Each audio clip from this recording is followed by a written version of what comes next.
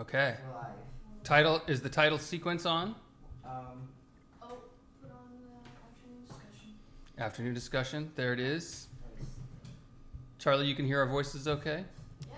Testing, Can you hear me? testing. I need to speak in a smooth voice. Very, very Well, ladies and gentlemen, welcome to the Trinity School Afternoon Discussions. How does that sound, Charlie? This is session 5. My name's Luke. To my left is Lily. And to my right is Maxwell and Jude. Oh, you're the frame master, dude. You adjust it. You can grab the phone and tweak it to make it right if it's at an angle. Is this the one that's out? Which one is that? This one's that. The one that's on me is the white one. Or not? If that's not the one, then you should change which angle is being viewed. Charlie, will you look on and make sure he's seeing what you're seeing? Tommy's the one that's Okay, shaking. that's Lily's. That's this Don't one. shake him. So if you're on Lily's and you want to get to me, then go to the other one. The one that's pointed just at me. No. Don't change that. Just go to the other one, the other angle in the switcher. Because there's 3 options. There. Does that one on me? Okay, so you need to go to this one. Oh, that one. Okay. There we go. All right. I'm still learning. We're here. We're learning. That's right. So this is the Trinity School. We are trying out this new idea. We have these discussions every afternoon, and we thought one of the innovative things we could do was learn about media and production. So here we are. We had a generous donor, as I mentioned in our last session, who paid for a soundboard and these microphones. It's been really fun. And we're going to keep learning about how to increase the quality of our discussions. All right. First topic. Jude, you had a question. I did. Yes, it was about a recent trial that was in the news. It wasn't so much a question as wondering what your thoughts on it were, the Kyle Rittenhouse trial. That is a question. Well done. Okay.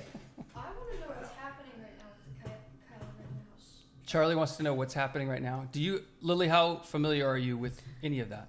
A little bit. I kind of get the basis, but it can get really complicated fast. Yes, and we're certainly not lawyers here, which is what it got down to, right? Mm-hmm. I'll give you my understanding based on what I've seen, and I didn't follow it as much as some people, but I think probably more than average. So Kyle Rittenhouse, when he was 17 last summer, he went to the town where his dad lives, right? His mom lives about 20 minutes from his dad. And this is Kenosha, Wisconsin, where there were riots going on. One of his friends was being paid to run security for a car lot, and maybe another business too, I'm not sure. And so they came with some AR-15 long rifles, which was legal for them to have, to protect these businesses from rioters. Not from protesters, because protesters aren't going to burn or break, right?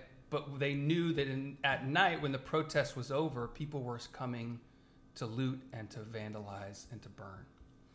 And while he was there, someone started chasing him. It was actually a guy who earlier in the evening had told Kyle and someone else, if I get you alone tonight, I'm going to murder you. And so this guy, it turns out, they found out later, was mentally unstable and had a history of abusing little children sexually. Like, he was a messed up person, let's just say. And at one point in the evening, got more and more aggressive until he started chasing Kyle. And Kyle was like, I just don't want to be here. I don't want to be around this guy. And now he's chasing me. So he's running away. That guy hit him over the head as he was running away with a skateboard. And then once he fell to the ground, started hitting him further with a skateboard. And so from the ground, Kyle shot him. And he died. And then he got up, and other people saw what had happened, and it started to gather more people who were aggressive. And apparently Kyle started running again and said, I'm going to go turn myself into the police. But one of the people that was chasing him thought he said, I'm working with the police. And so he called out to everyone, this guy's with the cops, stop him. So then more people started, somebody jumped and kicked him. The guy who yelled that pulled out a gun and was aiming it at him. Someone else in the group just had a gun and fired it in the air. And so then another guy actually tried to grab his rifle from him, and he was running from this guy, and at some point the guy wouldn't stop, and he turned and shot him. And he was shot as he was reaching out for the gun. So that came out in the trial. That guy had actually been shot in the hand as well, like the bullet went through his hand because he was reaching. He died as well. So now 2 people are dead. The guy who said, get him, he's working with the cops, then who had his own gun, is pointing it at Kyle and ran toward him. And then he got shot, but was only injured in the arm. Pretty severely, but not Blew his life. bicep off of his arm. Yeah, it permanently damaged that arm, and pretty dramatic. And there's pictures and video of almost all this from every different angle. At any rate, he was arrested, Kyle, after the fact, because he did turn himself into the police. And it was people accused him, not knowing the facts, that he was a white supremacist. Even like President Biden declared him as a white supremacist who was trying to kill black people, because the protest was a BLM, Black Lives Matter organization protest. But none of the people involved in this were black. I don't even know if any of them were part of the Black Lives Matter organization, except for it's thought that the guy who had the gun, who said get him, might be, right? He's associated in some way, maybe not formally. So people were calling this kid a racist, that he went to this protest to murder people, and then there were black people were murdered, like he was killing people, black people. None of the people who were shot were black. Nobody was shot that wasn't attacking him, which actually is pretty impressive if you think about how crazy it would be to be in that situation where there's dozens of people all around you. Some of them want to kill you, and some of them maybe don't. You don't know, right? Yeah. And riots are insane in that way. So he was charged with murder. His trial just took place. And a lot of people who care about gun rights, the right to carry and use a gun to defend yourself and your community, were very concerned that it was so clear that this kid had been attacked and used a weapon to defend himself, that if he was found guilty, then who could use a gun legally, right? If that's illegal, then nothing's legal. And so there was a gun law concern, there was the racial concern, and some of the rumors that continued even after he was found guilty. Found innocent. Sorry, you're right. All churches. Even after he was found innocent, people were still posting, this guy killed black people and he's racist, and they let him go. It's not just. Okay, I didn't know that the trial finished and he was innocent. So the trial finished last week. So last Friday, the Friday before Thanksgiving, rather, so a week and a half ago, he was found innocent. And then on Sunday, in a town about 20 minutes away, so right around Milwaukee, Wisconsin, right? These are all cities that are sort of in that area. There was a Christmas parade, and a guy came from Milwaukee, a guy who was a supporter of the Black Lives Matter movement, but also just openly racist against white people. He was a rapper. He had convictions again of like trafficking teenage girls in prostitution. He had impregnated this young teenager who was not an adult. Crazy people drawn into this, right? He took his SUV, his truck, and he drove through the parade. Yeah, I saw that. And killed like 6 people. He ran over more than 60 people. So the people who want to portray the racial narrative, since that happened, but what I mean by the racial narrative, there's a story that's being told about America, that America is fundamentally racist, that all white people are just inherently racist. I've heard this taught in schools. I've heard it taught in different like news formats and television programs and educational content. And so those people want to protect that story, that the white people are uniquely immoral, right, around racial issues. And so when this story, the guy driving that SUV was a black guy, and he attacked almost exclusively white people in this Christmas parade. And so that is now in all these news stories, it's being called a car accident. like or an SUV did it, right? It's like the car is the problem, not the driver. And so, again, the politics of things is always corrupting, because the goal of politics almost always comes down to which team gets the power. And so once you're not about the truth or about justice, you're about power. Once you're about power, you're going to lose truth and justice. Yeah. Well, and even during the trial, there was some craziness going on. So. Yeah, what'd you see? So the prosecution, the lawyer who was for the prosecution. The prosecutor. Yeah. Who's the lawyer that works for the state. Mm-hmm. Yeah, there were a bunch of different things. So he took Kyle's AR-15 and was showing it to the jury, and he pointed it at the jury with his finger on the trigger, and he's like pointing it at everyone, right? Which is, you don't do that. That's like breaking every rule of gun safety at once. Well, technically, he could be charged with a crime. Right, for doing that. It's Yeah. like totally It's called brandishing a weapon. Yeah. Yeah. So, apart from that, the guy who got his arm blown off, they were like asking him questions, and the prosecution was like, "Oh, you just tricked. You weren't like trying to grab his gun or anything." And he was like, "No, I tried to grab his gun. I was grabbing at the weapon, and that's why I got shot." And things about how it was a pretty ridiculous trial. Yeah. So the prosecution, their witnesses, defended Kyle.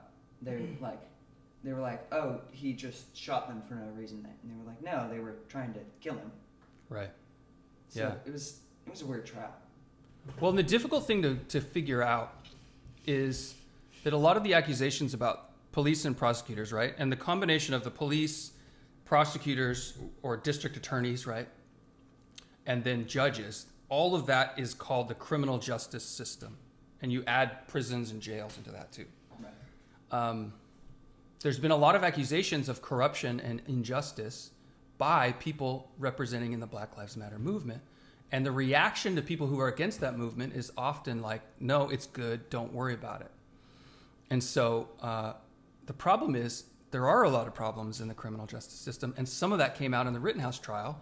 And now, because it's politically convenient for conservatives to root for Kyle because of the self-defense and the gun concept, Right. now suddenly all these conservatives are like, oh, this criminal justice system, maybe it does need to be reformed. So both sides are sort of looking at police and the district attorneys and judges with more scrutiny.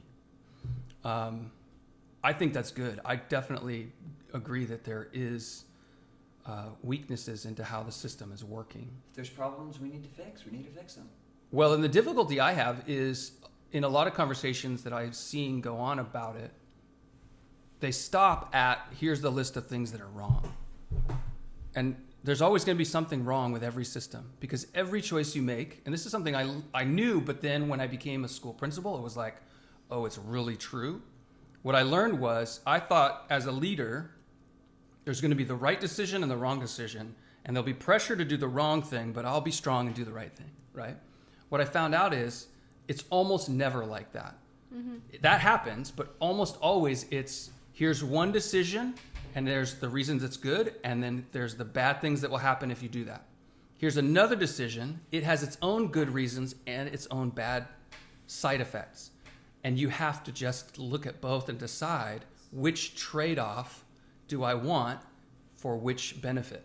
Yeah. It's like the pros and cons of a decision. It's always, yeah. And so the same is true with, like, one of the reforms that politically active people are doing is saying we should get rid of the system of bail, where people have to pay money to get out of jail after they're arrested. So if you get arrested, you go to jail. Right. Then you stand before a judge, and the judge decides if you have to stay in jail until your trial. And like in the case of Kyle, that was a full year. So they'll often say, if you pay a certain amount of money, you can get out of jail. Mm-hmm. And then after your trial, if you're found guilty, you'll go to prison or some program, More permanent. whatever the custody is arranged. It's like basically you can get out of prison by bribing the judges. No. Hopefully not. That's illegal. But what I'm saying is, there's a jail is before trial, prison is after. Does that make sense? Okay. So bail is to get out of jail before your trial. Because jail is where they hold you until you go to the trial. Until they decide whether you're guilty or not. Correct. And so the more serious your crime is, the higher they will put the bail. Mm-hmm. So for Kyle Rittenhouse, his bail was $2 million. And then actually some wealthy people, conservatives, came and just paid it for him. So he didn't have to sit in jail. But it took them like 3 months, 2 or 3 months to even set the bail, like delayed it. Mm-hmm. At any rate, bail reform is saying poor people can't pay. You know, it's $2 million is a lot. It's not usually that. But let's say it's $5,000 Yeah. and you don't have any money. Exactly. Now you're in jail. And when you're in jail, still not considered guilty because you haven't had a trial, Mm-hmm. you lose your job. You can't pay your rent, so you lose your house. Yeah. All of that for something you haven't been found guilty of. So that feels unjust. So what their solution has been is to decrease bail. Bail needs to be cheaper or maybe non-existent. You know, if you get arrested for possession of drugs, you're not attacking people, you're not hurting people. Mm-hmm. Why should you have to pay these thousands of dollars or be kept in jail and lose your job and your house? Well, if you're doing that with drugs, then I would think that there wouldn't be bail because it's like there are drugs, and if there's good enough evidence, then there shouldn't be bail. They're like, Hey, Tommy, are you switching cameras, by the way, as we go through? You don't have to switch right now. I'm just checking in on you. So, Charlie, I'm not sure if they're going to hear you. So I'm going to repeat what you're saying. You're saying that if it was something like drugs, there shouldn't be bail yeah, because it's not dangerous. No, Is that why you're No, thinking? there shouldn't be bail because I'm saying you shouldn't be allowed to bail yourself out or bail. Oh, you should be kept in prison. Yeah, because if you're letting them go back, and there's enough evidence to say, oh yes, this person was doing drugs, then they're just gonna go back to doing drugs until trial. It's likely. So what Charlie was saying is as my example was drugs, if someone's using drugs, they shouldn't be allowed out of prison at all. So here's the problem with that. The point of keeping them away from prison, one, generally, people don't go to prison for doing drugs at all. Yeah. So Well, in To Oregon, keep- it's been decriminalized completely. a lot of drugs have been I was thinking that decriminalized. what you were saying was like selling drugs. Right, and I wasn't. So selling drugs is an example of harming others, right? So if their crime doesn't harm others, then bail reform wants to get those people released without bail. If they're dangerous, we won't let them back out. The problem is, the bail reform that has happened, the dangerous people have been released. An example is the driver of that SUV. Mm-hmm. He had just gotten out on bail for a violent crime. The bail was $1,000. Yeah. And within days, he went and drove through that parade. So part of the reason that they want to keep that story from being talked about, some people think, is that they don't want the bail reform movement to be sabotaged in the eyes of the public. They don't want people to start blaming bail reform. But the reality is, it's one thing to reform bail for the nonviolent offenses. It's another thing to just start letting everybody out, which is part of one political side's idea anyway. There was a congressperson who announced that we should get rid of all federal prisons and just let all of the people out. Yeah, because that's a good idea. Who said that? I want to say it was Ilhan Omar. She's a Democrat congresswoman from Minnesota, right? All right. So I say all that to say there's a ton of violence going on. Murders are up, I think doubled. No, not doubled. 40%, 50% increase in the last year. Yeah. It's 300% in Portland. Right? Yeah, in our crazy. Oh, yeah. city of Portland, it's gone way up. And a lot of that is the result of the demonizing of police, like portraying them in public as the cause and then taking away their funding. Yeah. Yes. I mean, I was listening to somebody talk about if, let's say Kyle Rittenhouse was found guilty, even if he wasn't, his life is a wreck, right? He's been in jail, in and out of jail. He's totally famous. He'll never be anonymous for the rest of his life. Exactly. So he'll need to be protected. People want to kill him openly or calling for him to be murdered. And that will be something he'll have to deal with. He just wants to go to college and be a college student. Which you can't do anymore. And so now the college he got admitted into, there's a bunch of students there trying to get him kicked out before he's even there, right? And that's going to happen almost anywhere he goes for the rest of his life. But so here was what I was going to say. The idea was that we want good people to stop bad things from happening. And the police can't always be there. And so there was an example a few weeks ago where on a subway, I think in New York, this woman was getting raped. And there was like a dozen people on the train, men and women, doing nothing. Mm-hmm. While this woman was getting attacked, right? And finally the police came and like arrested the guy who's committing the attack. And everybody wants to know, why would everybody do nothing? Why won't you step in and protect someone who's innocent? Well, all you have to do is point to Kyle Rittenhouse. What was he trying to do? He was just trying to protect somebody's business and help out because there weren't enough police. And that wrecked his life. Because then you get all the attention put on you. Right. And that was being found not guilty. Had he been found guilty, he'd be in prison the rest of his life. Yeah. Right. Yeah. What were you going to add? So there were two things. First was, he wasn't like, that wasn't even the only thing they were doing, was just protecting that business. He was there as like acting as an EMT because there were tons of people getting hurt, and he did help a bunch of people. Mm-hmm. Yep. So they were getting like mace and stuff because of it while they were in the crowd helping people. They were cleaning up vandalism, all sorts of things. But then in the days, that day and the day before, right? Or was it all that day? So there's pictures and videos of him and his friends cleaning up all that stuff.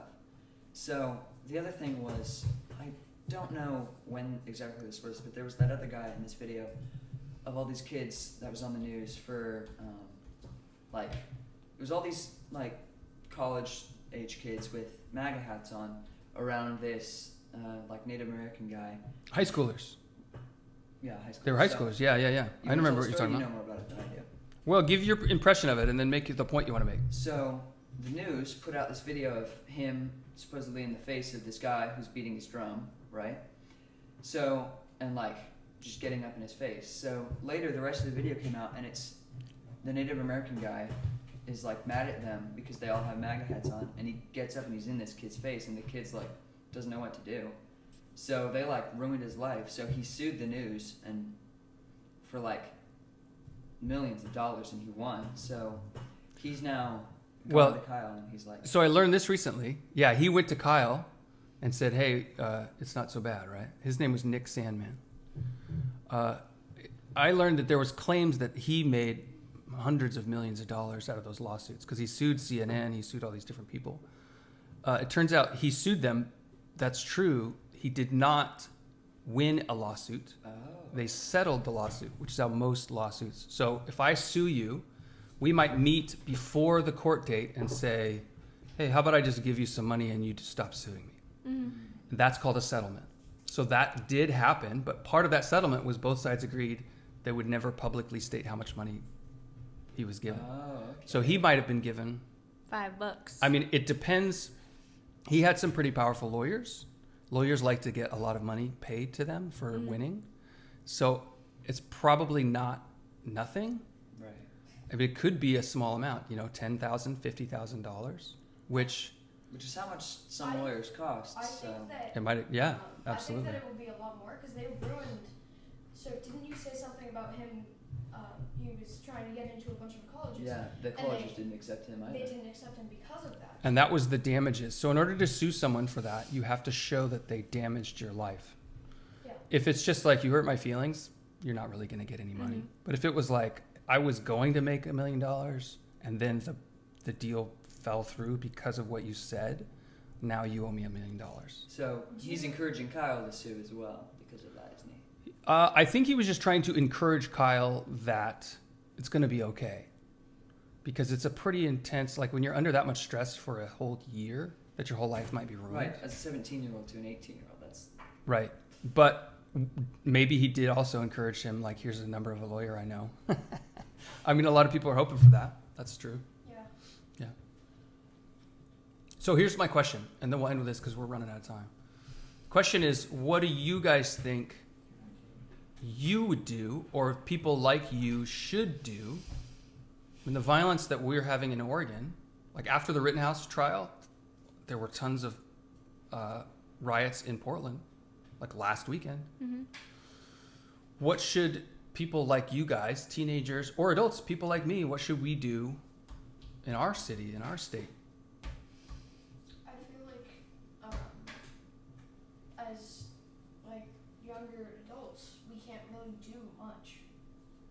Like, I mean, Kyle's was only 17, yeah. which is older than you guys, but he did something. It's true. He paid a big price for it. Yeah, no Well- kidding. But You know who was criticized among my friends? The person that got criticized the most in that whole situation was Kyle Rittenhouse's mom, What? because she drove him over to there knowing that he was going to defend a business with his friends during a riot, and that if she was a good mom, she wouldn't have let him do it. I don't know, how many moms do we know who would do that? Not many. It's true. It's a crazy idea for sure. I But the mean- reality is, in Oregon, like, as all these riots go on, all the good people I know, whether we live in Portland or don't, they're just sort of like, not my problem. There's nothing I can do. And if that's what everybody says, then Nothing's gonna change. well, or then the craziest people are become in charge. Does that make sense? Right. Like when you're in a classroom, however crazy a kid gets, if you have a good teacher, they'll stand up to them. Yeah. Right. But if you have like a sub or something and they don't know how to control, or the student has no respect for the sub, then it gets out of hand. Right. Yeah, we had some interesting. And that's a good example of like what Oregon is like right now. It's like it's run by substitute teachers, and it's so No now it's respect. just the crazy people in charge. It's like a substitute teacher and a new kid who doesn't know how the school works, so they're just crazy. Yeah, Well, maybe. yeah. So A kid that had the substitute. is that who our governor is? She's a substitute teacher. Yeah. I mean, like, Well, I think she was And putting all- in substitute She rules. she literally became governor because the last governor got kicked out for corruption. So in some ways, she is kind of like a sub. Oh yeah. She's the substitute, and all the people rioting at Portland are the crazy kids. Yeah, right. Yeah, seems pretty accurate She's to me. in control. So what do we do? And then the weird nerd kids are going in afterwards. Who are they? The people with the.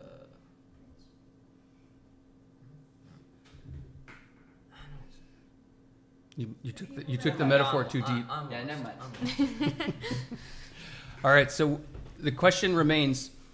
I mean, I think you guys are correct. There's not much you can do. Give me Well, governor. but so here's the question: does political activism? So I would not consider rioting political activism. Some No. people do. I think those people are wrong. Yeah. They're technically incorrect and morally incorrect, right? But I mean, so if you were going to say, I'm a political activist for what I believe in, what would you do? Well, it depends on, like, are you asking like technicality or like personal opinion if you were in that position? No, I'm saying you're in the position you're in now. What could you do? Well, I could do anything. It just depends on how much consequence I want to bear. So let's say you're only going to do things that are legal, even to the not, and that would, or let's go further because technically now Kyle killed 2 people and shot a third. All of that was legal, right? He was Yeah. found not guilty. Let's say you're including no violence whatsoever. Yeah. What political things could you do that might change people's minds? Because that's what politics is about, Oh, yeah. right?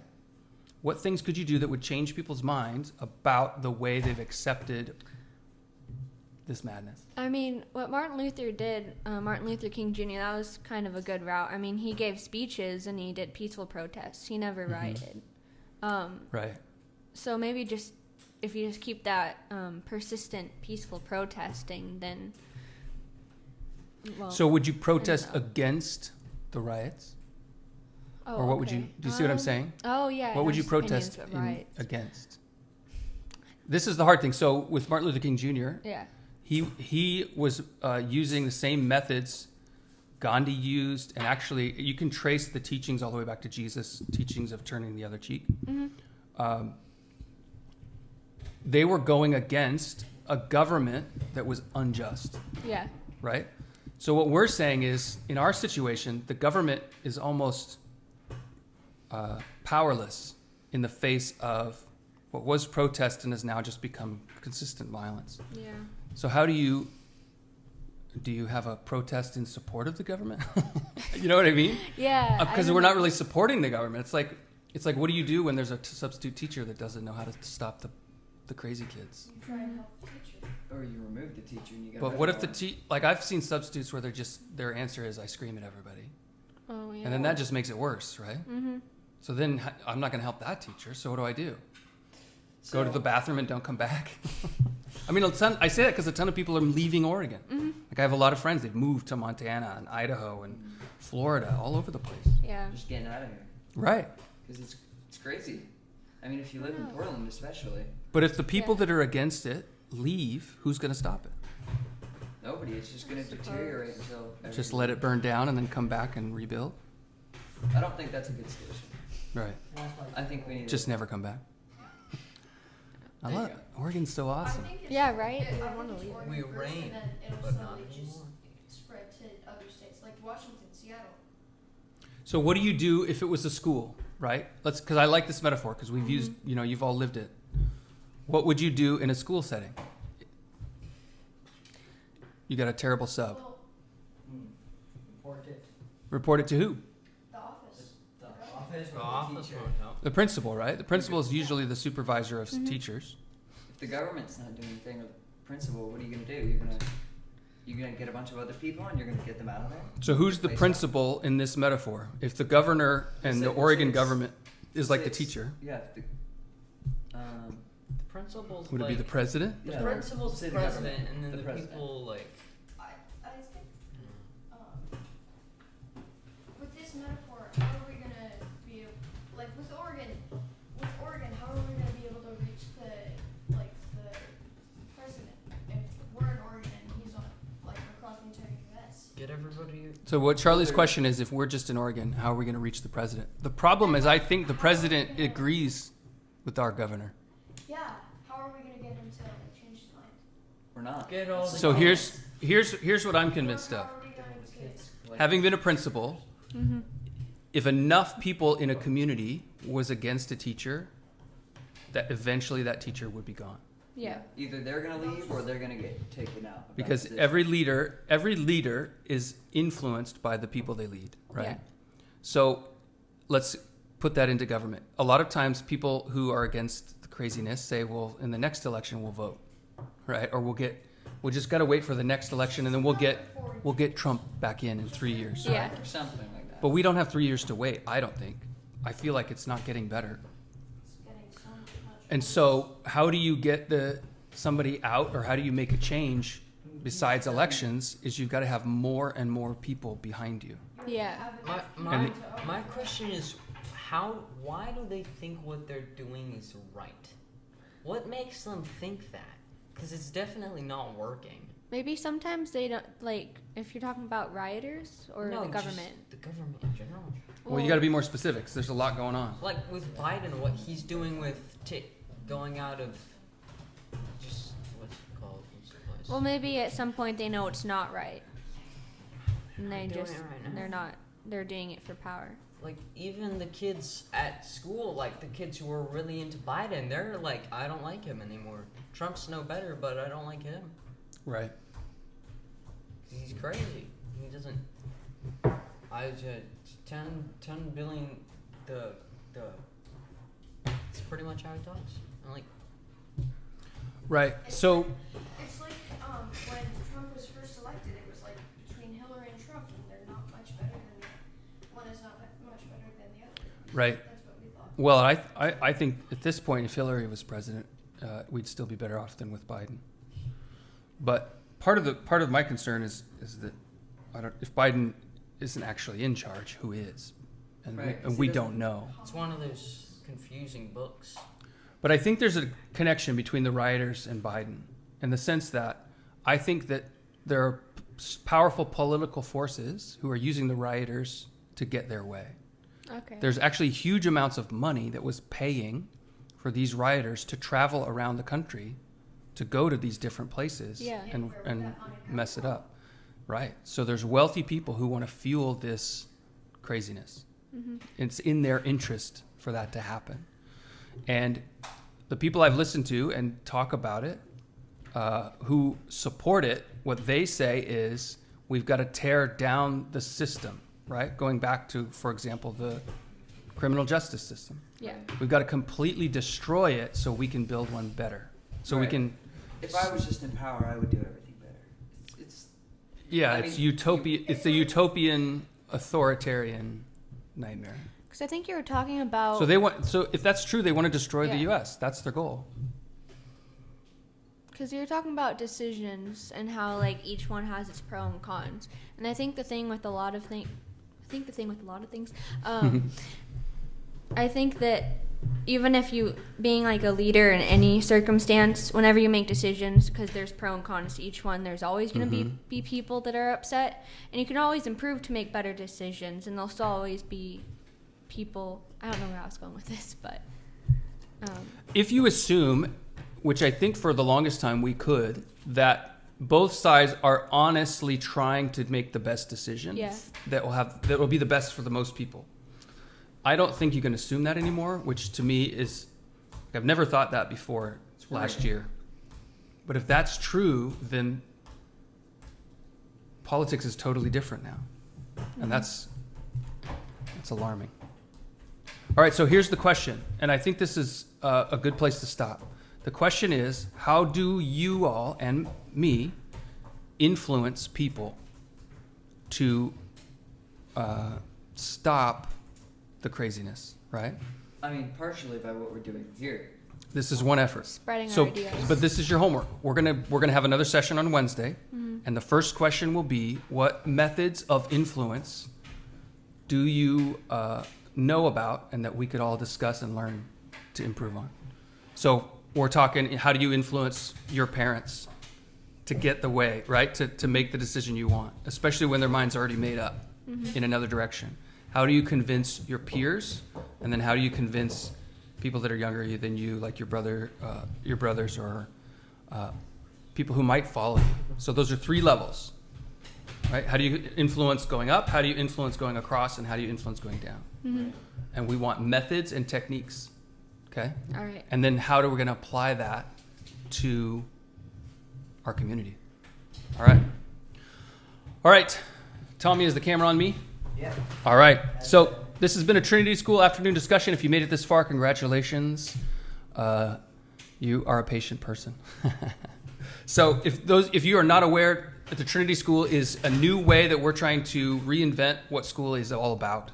And some friends and I are starting this out. There's just a few of us. There's 5 kids here right now, but we believe in this method, and so we want to grow it. This Thursday night, which is just in 4 days, December 2nd, there's actually going to be a parent information meeting. It's going to be at Staten Christian Church at 7 p.m. So you're invited to come hear about it. If you or someone you know is looking for alternative ways to raise their kids, come find out more information Thursday night. This is the Trinity School, and we're trying to learn in a new way with innovation and tradition. And our motto is run and find out.